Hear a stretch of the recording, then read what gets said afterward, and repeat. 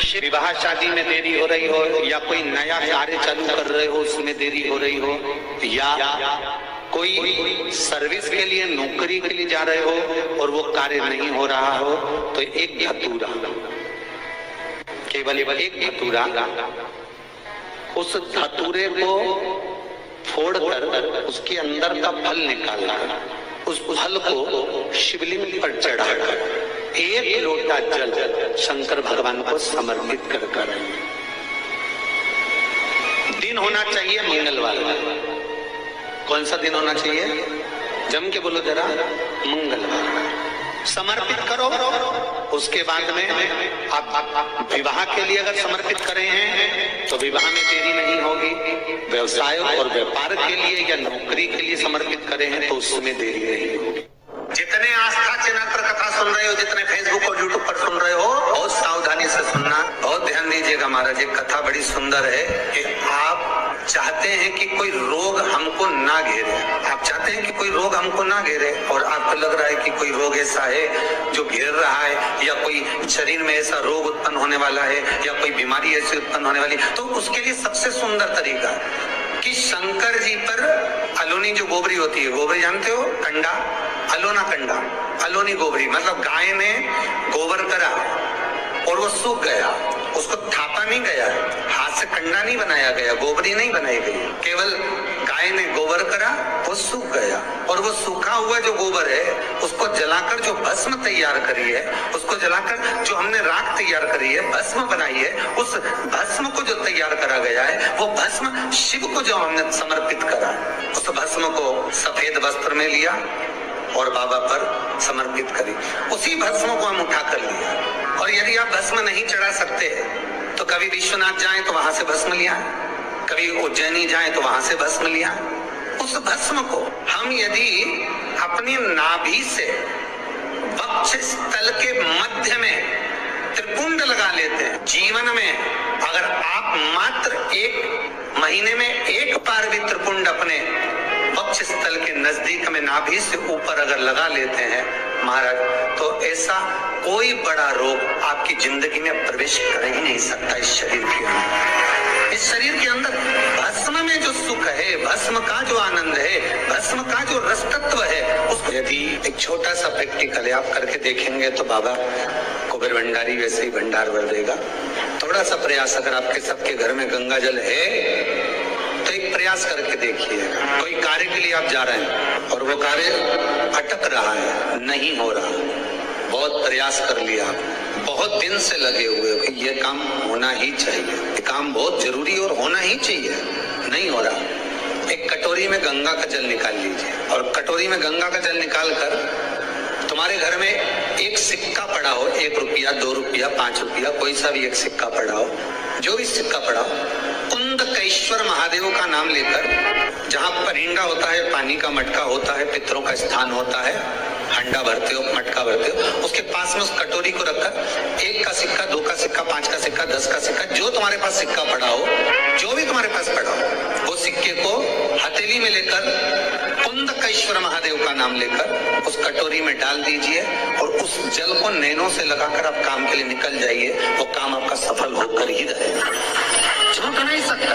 गंगा के जल में वो बल होता है, और आप जो सिक्का डाल रहे हो वो ये समझ कर डालें कि कुंदकेश्वर महादेव को भी गंगा में स्नान करने के लिए। हमारे यहाँ पहले हमने भी देखा, आपने भी देखा होगा, किसी जब बारिश नहीं होती है या कोई काम अटक जाता है, जब बारिश, तो क्या करते थे पहले के जमाने में कि मंदिर को पैक कर दे, उसमें पानी भर दे शंकर जी के ऊपर। आपने कई जगह देखा होगा, उसमें शिव जी को डुबा, तो किसके लिए डुबाते थे? कुंदकेश्वर महादेव के। ये नियम है कुंदकेश्वर महादेव का। ये कुंदकेश्वर महादेव को उस कटोरी में, उस बाटकी में सिक्के को, और फिर जब आपका काम हो जाए, आप जिससे मिलने गए हो, जिससे काम की बात करने गए और काम हो गया, तो वो जल ले जाकर सिक्के के साथ, सिक्का तो डालो मंदिर में, कहीं दान पेटी आदि में, और वो जल भगवान कुंदकेश्वर के नाम से शिव जी को समर्पित कर दो। बाबा से विनती करो, बहुत बहुत साधु वाले बाबा, आपने मेरी लाज रख ली, मेरी कृपा बनी रहे, बस ये सुख मिल, उसको धन्यवाद दो बाबा को। बार बार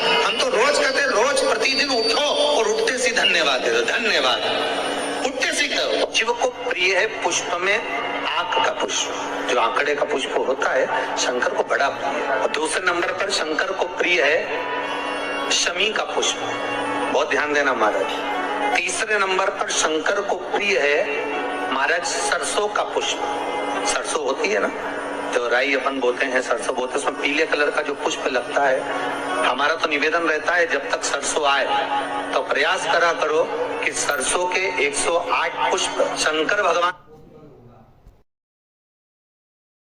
चढ़ाना प्रारंभ कर दो। महाराज ये पक्का है कि वर्ष भर कोई बड़ी बीमारी आपको घेर नहीं सकती अगर सरसों के फूल शिव को चढ़ रहे हैं तो। और प्रयास करना कि सरसों का जो पुष्प होता है, सरसों का जो फूल होता है महाराज, अगर कोई व्यक्ति को किडनी या लीवर से जुड़ी हुई कोई तकलीफ होती है या किसी व्यक्ति का एक्सीडेंट हो गया होता है और उसका कोई अंग रह गया हो, कोई शरीर का कोई भाग रह गया और वो काम नहीं कर रहा हो, जैसे किसी के पांव रह जाते हैं एक्सीडेंट के बाद, किसी का हाथ रह जाता है, या कोई अंग काम नहीं कर रहा हो, वहां ब्लड पहुंच नहीं रहा हो, वो जगह एकदम सुन्न हो गई हो, खाली पड़ गई हो, तो उसके लिए शिव महापुराण की कथा कहती है कि सरसों के पुष्प 11 शंकर जी के राइट भाग में, जहां शिव जी के गण दरवाजे के द्वारपाल मणिभद्र जिस जगह पर निवास करते हैं,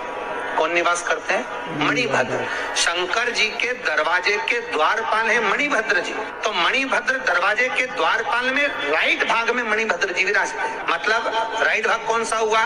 जब आप मंदिर से बाहर निकलेंगे तो राइट भाग, मंदिर में प्रवेश करेंगे जब राइट नहीं होना चाहिए, आप मंदिर से जब जाएं तो राइट भाग। मतलब आप मंदिर से राइट से जाएंगे तो शंकर जी का भी राइट हो जाएगा, क्योंकि शिव जी ऐसे बैठे हैं तो शंकर जी का भी राइट हो गया, देवता उनका भी राइट हो गया, तो राइट भाग सीधा हाथ मणिभद्र जी का स्थान। 11 सरसों के पुष्प मणिभद्र के उस द्वार पर आप रख दीजिए और मणिभद्र के द्वार पर रखकर अंदर जाकर 108 वापिस जब आप बाहर निकल रहे हैं, ये पुष्प आप रखने के बाद एक बार बाहर जाएंगे, फिर वापिस आएंगे मणिभद्र रखने के बाद, और अंदर जाकर 108 सरसों के पुष्प शंकर को समर्पित करेंगे महाराज। उस सरसों के पुष्प जो शिव जी को आप समर्पित कर रहे हैं उसको वापिस लेकर आएंगे, श्री शिवाय नमस्तुभ्यं बोलकर उस सरसों के पुष्प को महाराज श्री शिवाय नमस्तुभ्यम हर हर महादेव। आज पूज्य प्रदीप मिश्रा जी की कथा बहुत ही खास और अचूक होने वाली है। पूज्य प्रदीप मिश्रा जी ने मंगलवार के बहुत अच्छे और अचूक उपाय बताए हैं। पूज्य प्रदीप मिश्रा जी के उपाय देखने के लिए प्लीज़ वीडियो को लास्ट तक देखिए, और पूज्य प्रदीप मिश्रा जी के वीडियो और उपाय देखने के लिए मेरे चैनल को लाइक कमेंट और फॉलो जरूर करिएगा। मेरा चैनल है धार्मिक वीडियो। हर हर महादेव। सरसों के तेल की बोतल में उसको डाल लीजिए, शंकर भगवान को शाम के समय प्रदोष काल में उस तेल को वापस ले जाकर चढ़ा दीजिए शिव जी को, उसको वापस लेकर आ जाइए। उस तेल का प्रयोग आप नाभि में डालिए और जो शरीर काम नहीं कर रहा उस स्थान पर कम से कम 15 दिन 20 दिन तक उसकी मालिश करना प्रारंभ करिए। बाबा चाहेगा तो चलाने का प्रयास कर देगा और वो अंग वो शरीर काम करने लगेगा। मणिभद्र का स्मरण, सूर्य नारायण भगवान को जब जल चढ़ाया जाता है, हाथ सिर से 8 इंच की दूरी पर होना चाहिए। जम के बोलिए, सिर से कितना ऊंचा होना चाहिए? 8 इंच ऊपर अपना हाथ होना चाहिए मस्तक से सूर्य को जल चढ़ाते समय। और ना चांदी का, ना स्टील का, ना लोहे का, ना प्लास्टिक का, ना कांच का, ना सोने का कोई बर्तन, ना कांसे का, ना एल्युमिनियम का, ना पीतल का, केवल एक पात्र होना चाहिए, वो है तांबे का। काय का पात्र होना चाहिए? तांबे का पात्र। और सूर्य नारायण भगवान को जब 8 इंच ऊपर तुम्हारा हस्त है और जब हम सूर्य को जल चढ़ा रहे हैं, कैसे जल चढ़ाना है वो भी समझ लीजिए। अगर कोई कैंसर का मरीज है जिसके चेस्ट में कैंसर आ गया हो, लेफ्ट में राइट में कहीं पर कैंसर आ गया हो, या कोई गठान आ गई हो, तो महाराज आप जल चढ़ाते समय उस जल की धार को सूर्य भगवान को जब चढ़ा रहे हो तो धार आपकी गठान की ओर जाना चाहिए, जिससे सूर्य की किरण उस जल में से आपके उस स्थान पर पड़े, उस जगह पर पड़े जहां पर गठान है। महाराज आप लगातार जल तो चढ़ाना चालू करो, अच्छे अच्छे डॉक्टर फेल हो जाएंगे और कह देंगे गठान ठीक हो गया। आपका लीवर और किडनी गड़बड़ कर रहा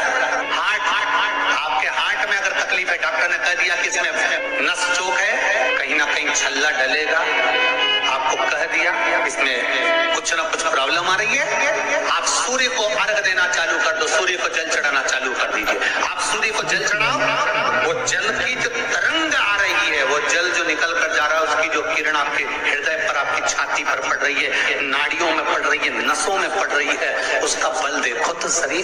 1 महीना लगातार चढ़ाओ तो 15 दिन 20 दिन कर तो देखो। सूर्य नारायण भगवान को जल चढ़ाते समय आपके पंजों की एड़ी ऊंची नहीं होना चाहिए, आपका पंजा पांव का पूरा की पूरा जमा होना चाहिए भूमि पर। हाथ कितने इंच ऊपर? 8 इंच ऊपर होना चाहिए। जल जो गिरे, सूर्य की किरण, सूर्य का दर्शन उस जल की रोशनी में करना चाहिए। जिस बच्चे को आंख में चश्मा लगा हो, मोटे से मोटा चश्मा लगा हो, छूट नहीं रहा हो, तो थोड़े दिन उसको सूर्य का अर्घ चढ़वाना चालू कर दो, जल में से सूर्य का दर्शन कराना चालू कर दो। 2 महीना 2.5 महीना बहुत है, आंख की रोशनी बढ़ जाएगी, चश्मा हट जाएगा। एक बात और कहना चाहूंगा, अगर आप लोग स्वीकार करेंगे तो, अगर कहीं आपको लगता हो कि बच्चा पढ़ने में कमजोर है, विद्या में कमजोर है, रिजल्ट अच्छा नहीं आ रहा, पढ़ने में कमजोर है, वो पढ़े अपनी जगह पढ़े, वो कार्य करे अपनी जगह करे, मेहनत करे अपनी जगह करे। बच्चों को कह दो कि कुछ समय के लिए सूर्य को अर्घ देना चालू कर। सूर्य की किरण जहां पर ब्राह्मण या हिंदू धर्म का व्यक्ति मस्तक पर तिलक लगाता है, भुकुटियों के बीच में उस सूर्य की किरण इस भुकुटी के बीच पड़ना चाहिए, परंतु पानी कम से कम ना करते हुए स्लो मोशन में धीरे धीरे गिरना चाहिए, एकदम धीरे धीरे। तो यहाँ एक रेखा सूर्य की किरण से पड़ती है। एक कौन सी सब्जी होती है जो पितृपक्ष में ब्राह्मण को भोजन कराते समय नहीं बनाई जाती? एक तो कुमड़ा, दूसरा पत्ता गोभी, जो बंद गोभी होती है ना, वो बंद गोभी जो होती है ना पत्ता पत्ता वाली, उसकी भी सब्जी पितरों के ब्राह्मण अगर भोजन करता है तो उसमें नहीं बनाई जाती। एक कुमड़ा, ये जो पेठा बनता है ना कुमड़ा का, ये भी श्राद्ध पक्ष में नहीं खिलाया जाता। बुरा कोला पेड़ा बोलते, क्या बोलते उसको, श्राद्ध पक्ष में उसको भोजन में नहीं दिया जाता ब्राह्मण के भोजन। श्री शिवाय नमस्तुभ्यम, सब बोलिए एक बार जमकर, श्री शिवाय नमस्तुभ्यम।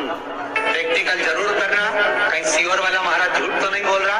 शास्त्रों की बातें हमारे जीवन में, कथा सुन रहे हो, जितने फेसबुक और यूट्यूब पर सुन रहे हो, बहुत सावधानी से सुनना।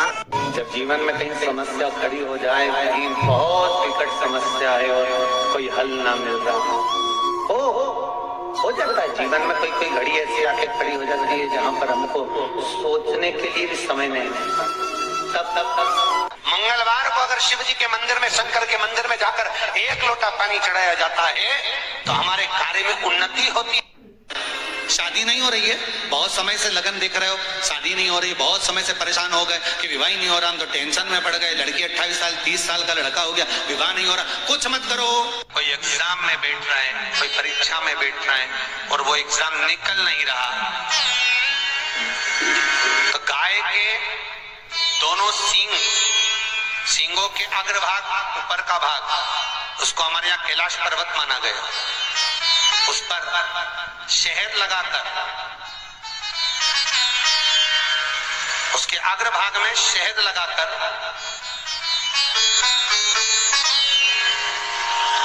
बेलपत्री के मध्य भाग में उस सींग का शहद लेकर मध्य भाग में लगाकर शिवलिंग पर चिपका दीजिए सामने, और ओमकार का नाद कर कर उस पत्ते को निकाल लीजिए, उसका शहद मस्तक पर चंदन में घोल कर तिलक लगाकर परीक्षा में जाकर बैठिए।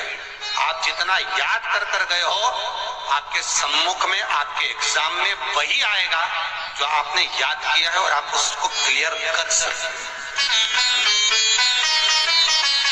महाराज, बेलपत्री के मध्य भाग में, बेलपत्री का जो भाग होता है, इस बेलपत्री के मध्य भाग में लाल चंदन का एक थोड़ा सा भाग लाल चंदन का लगाकर देखो।